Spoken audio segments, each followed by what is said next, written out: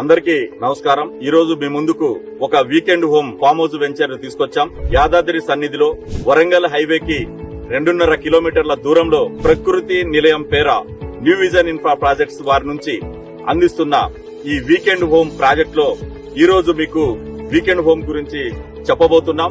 10 ఎకరాల సువిశాలమైన మామిడి తోటలో ఈ వీకెండ్ హోమ్ ను అందిస్తున్నాం. కేవలం 12 లక్షలకే 121 గజాలలో ఒక సింగిల్ బెడ్రూమ్ హాల్ ఉన్నటువంటి వీకెండ్ హోమ్ ని మేము ఇస్తున్నాం.